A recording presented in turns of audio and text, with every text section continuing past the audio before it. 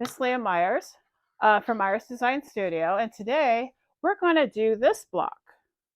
We're going to sew it up, and it is our last block in the series of a quick scrap quilt. It is this, you probably can't see that one. It is this block here. It's 12.5 inches finished. Well, it finishes 12 inch, but it's 12.5 unfinished. And today I'm going to go over the techniques on how to sew up this last star block, which uses a lot of scraps up. I hope you enjoy. Thank you for watching. Stitch these half square triangles. I did this method where I draw the line in the middle and then I pin it on the side I'm not sewing. As you can see on here, there's the pin. And I'm just on this side, on this, there's a skinny side and a thick side, and I'm using the thick side because it's 1/4 inch. And I'm just going to chain piece all these half square triangles. To make the bigger star, you have to start off with a bigger square, bigger than 3.5. It finishes at 3.5, but you have to start off with 4 3/4, or you can start off with 5, just as long as the square is bigger than the finished size, you know. So 5 inches, 4 3/4, whatever. You start off with that size square, and you'll see in the pattern. I think it says 4 7/8, but you can round that up to 5. And I'll make a note of that in there too. And I've been fighting a tension issue for some reason on this machine. I don't exactly know why, but I think it has something to do with this cross wound spool getting kind of low, and that specialized spool that you can put on featherweights like this, and then it has a little cap you can put on the, I think I have it backwards, has a little cap so you can hold the cross wound ones on your machine. It was, the thread was popping off, and I think that was causing my tension issues. So I took that off, and I'm just letting it um, unwind on the top up there, and it's slowly doing it. It's fine. It's not. It's on that little felt pad on the top, and it looks like it's working out fine. I think that's what was causing my tension issues, is that it was getting low and starting to cause issues. But no big deal. Figured it out in the end, right? So I turn it around, do the other side, and then this 220, this little featherweight, I'm gonna give up on numbers, I guess. If you've seen my previous episode on how old is your machine, I really mess up the numbers on that one. I've got a 201 Singer, and I really love it. And I kept calling it a 221. So I just left it in. You know, things happen. Anyway, this goes really quick, and then you can get your half square triangles done. And I like to chain piece. This is what chain piecing is. So you use a lot less thread. I'm getting low on that bobbin. So that's another thing, is if you get low on a bobbin, sometimes that'll cause tension issues too. You'll actually hear that bobbin spinning and the tension. But that wasn't it. I think it was the top thread here. Anyway, it's about time for me to stop this machine and clean it off. I mean, clean it, oil it, give it some love, and then it'll behave again. Just like any other machine you use, you take care of it. All right, now I'm gonna clip these apart, and I'm gonna cut them in half, iron them, and we will come back and start finishing this or setting up this. We're back and we're doing the half square triangles. We're clipping them apart. And I'm going to use my scissors. Use my scissors and then we'll trim them down. So let me clip one apart and trim it down just for demonstration. And then I will stop the camera and do the rest of them on my own. And we'll do an assembly. We'll assemble the block. And this is the large square. The large star, not square. Woo! Get it together here. All right, let me iron this. I've just cut this apart with scissors. Cut it apart with scissors, and now I'm going, you can hear a protester upstairs. It's my little Pomeranian. She thinks it's time to eat. It's not. But she thinks so. She thinks she can tell time. My sweet little Pom. She also helps me quilt as well. One time I was living in this really beautiful house. I really loved it. And loved this house. And I did not have like a place for my design room or a wall, design wall. And so I would lay them out on my son's bedroom, which was next door to my studio. And so, and it was a big floor space. So I would put my quilt on the floor and then pick up the blocks, go in and pick up the blocks and sew them together. Well, and I wish I took a picture of this because this was funny. So my Pomeranian, I'll show you a picture of her. My Pomeranian decides, okay, well, I see all these like nicely laid out pieces of fabric. So she proceeds to put them in piles, like all over the floor. And so there's like 7 piles. I had this all laid out exactly how I was going to sew it. And I was like, oh, dog. You. So I had to kind of like remember how I wanted the blocks to go because my Pomeranian kind of rearranged everything. I don't know if you know how dogs like to make beds. They like scoot and make a bed. Well, she made 7 little beds all over. And she left. She just left. She did she made those little beds all over and then left. It's like, okay, I'm done. I'm done. Okay, so I guess I'm just gonna start squaring this up.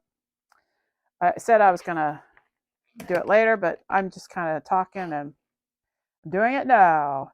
All right, so here's the 45. I have this demonstrated on the other video, my second one, so you can refer to that. I'm not going to repeat myself. So, but I will talk you through it. I'm just using this one ruler, Creative Grids, and I'm going to square these all up to 3.5. Up, up. And flip it. All right, flip it over. That's how I did it. See, now I'm okay. I'm good. I'm good. I'm good. I promise. Promise. Promise. I'm good. Okay, now the 3.5 is here, and the stitch line, just scoot it over, like I said, and then you can trim them up. So to do this half square triangle method, you have to start off with a bigger square. And I know there's like a method, like I think it's you lose a 1/2 inch at the finished half square triangle. So like if I cut this apart, this is a 4 3/4 square, and I cut this apart, I'll just it will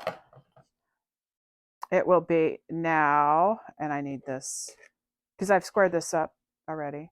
This will be, I think, a 1/2 inch smaller than that square. I think that's how it goes. Other people have, I love fractions. They're my favorite. And this needs to go down a little bit so I can measure it. Yeah, it's like 4 1/4. So I started off with 4 3/4. That is a 1/2 inch smaller. So whatever square you start off with, if you do this method, you get a 1/2 inch smaller square at the end if you're doing half square triangles like this. So anyway, I have 1 3 1/2 inches. That's what we need. I'm going to square this one up too. Use the end of my ruler. The first side, you just have to match the stitch line with this 45-degree angle on this ruler, and then just cut that straight so that you know that it's square. That's square. Turn it over. Don't move my ruler. And then match up the 45-degree. Yeah, she's still protesting up there. She thinks she knows how to tell time. And sometimes it's pretty scary. She does know what time it is. But sometimes time is, like earlier. That dog thinks it's earlier than it is, And if the time changes, because I feed him at 4 o'clock, if the time changes, it's like 2 weeks of 3 o'clock bossing me around, because it technically is time to eat. It's 4 o'clock, but the time changed, fall back. It's actually 3. So anyway, that's my half square triangle. I'm going to go ahead and do the rest of these, and then I'll come right back and we'll assemble this block. And okay, so basically we put this together like a little quilt, and I have this kind of cannywampus, so you can't quite see. But I pretty much just go down each row and I pin where I'm going to sew. Just flip them down, pin where I'm going to sew. Yes, there's a protester up there. Just don't mind the angry pawn that's upstairs, thinking it's time to eat. It's not. It's not time to eat. She's not the boss of me. She's not. She isn't. Okay. Good. All right, now I have just sewn these, and I know that doesn't go that way, so sewn these, and now I'm going to iron them, but I'm going to lay them out. I'm going to lay them out so that I can, yeah, there we go. It's perfect. So I did kind of like the opposites on these scraps, see? Opposites. And it looks like they're all going in the right direction. So what I do is I always, I iron down and up, down and up. That's how I remember it. Even if I'm putting a quilt together, I'll just iron the seams down and then up. Okay, I'm going to flip this around. So yeah, whatever works for you. Down, this is going to be down.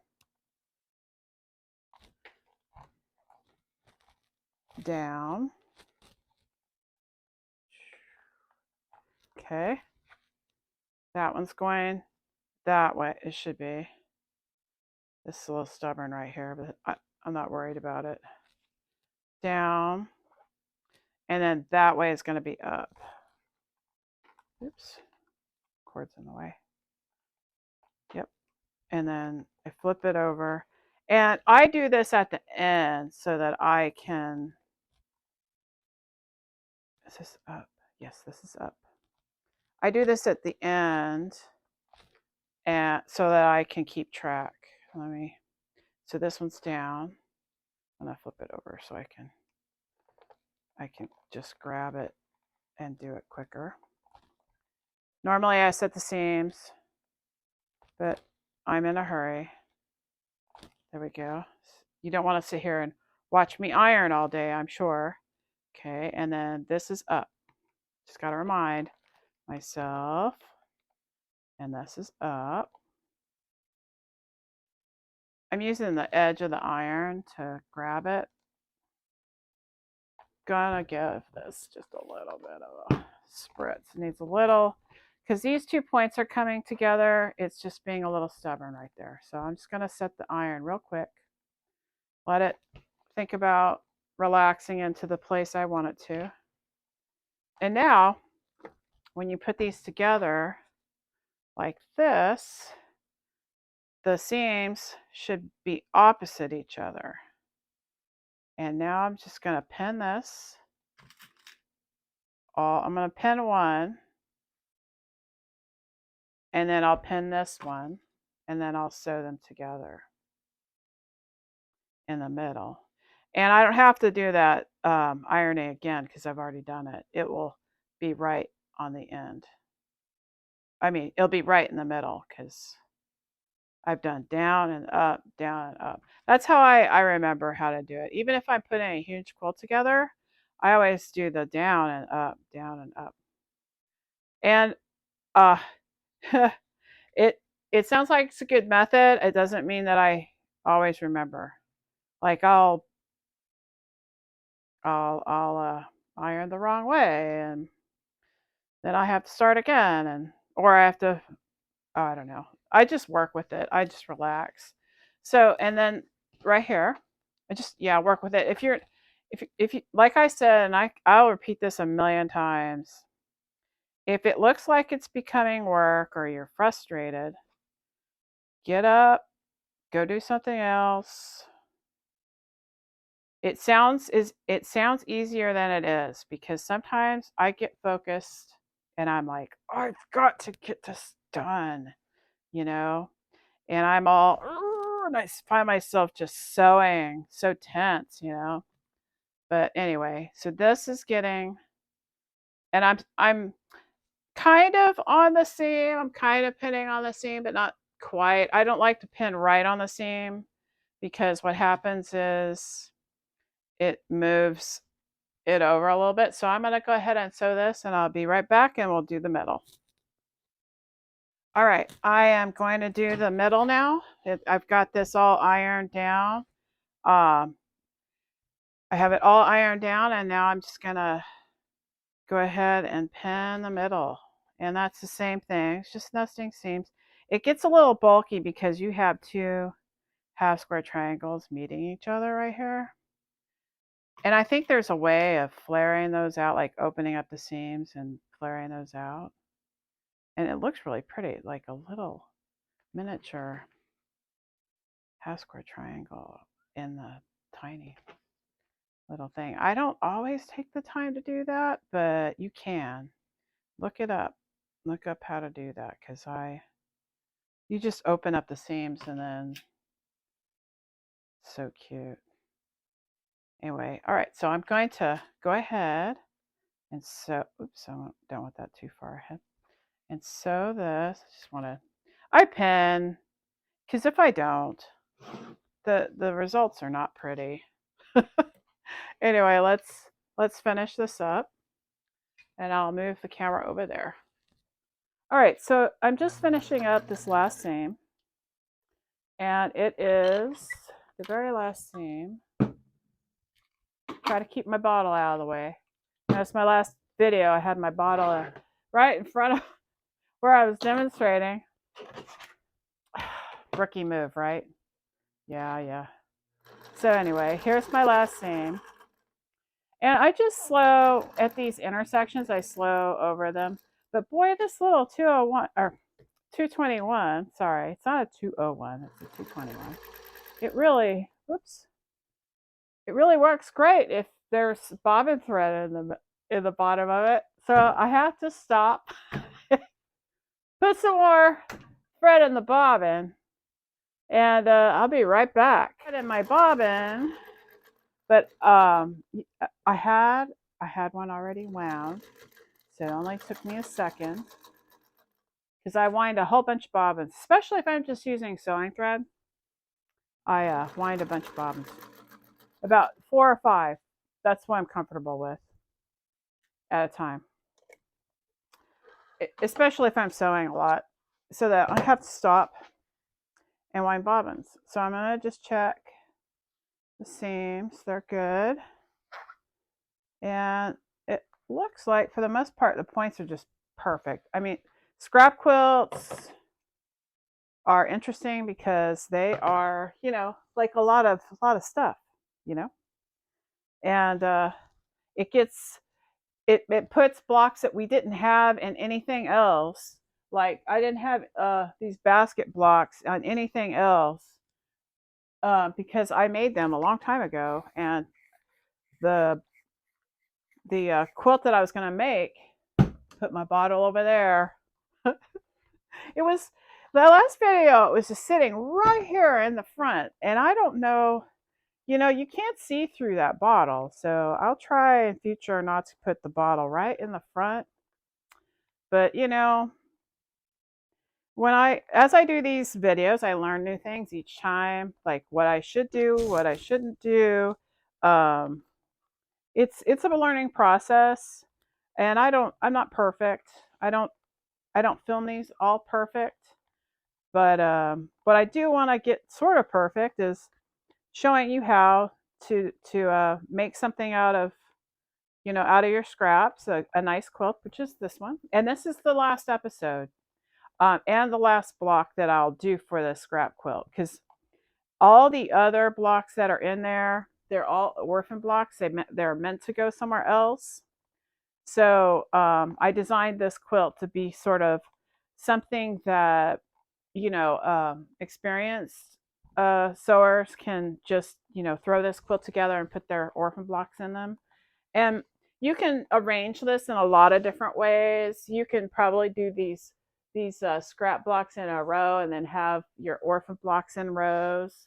I mean, you can arrange this a lot of different ways. I used this method, because I wanted the weight of all this color, because it's a lot of color, and then I wanted it to gradually go up into a light background, and just gradually go up to the white background. So it's like the heavier color up to the lighter.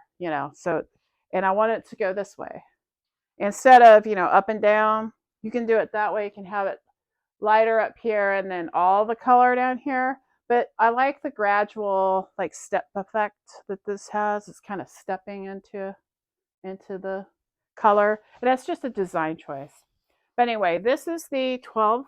This finishes at 12 and a half. Let's see. Yes, this is a 12 and a half inch block.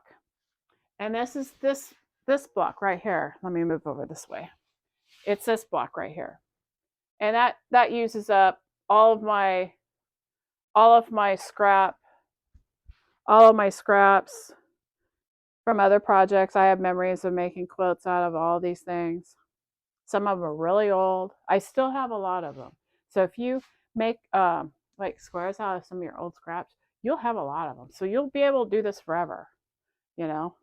And there. But anyway, I did write a pattern. I have it's almost finished. It will be finished, and it will be available to you on a link below this. And also I have a website that I'll have a link below this video once that website is done being designed. And I'll have all of my PDFs and patterns, and I'll have the pattern. And I'll show the picture of the front of the pattern where it shows it's in blue and white and different shades of blue, but it shows the stars only. That's what I mean for, or that's how I designed this to begin with, to be a scrappy quilt. But because I had a lot of orphan blocks, I threw like this heart in there. I threw baskets in here because I have lots of scraps, and I wanted to get rid of them. And I hope you enjoyed this quilt. My next quilt, I have just finished designing it. It's called Snowstorm, or it's not Snowstorm. Snowflake in a storm, snowstorm, something. Anyway, there's a storm, and then there's a snowflake. I've got a name for it. I can't remember it right now, but it's really cool. It's all half square triangles. We're still working with those because we want to stick with the beginning quilting, and it's just on how you arrange them, and it's really cool. It's a nice quilt. Anyway, I hope you enjoyed this episode.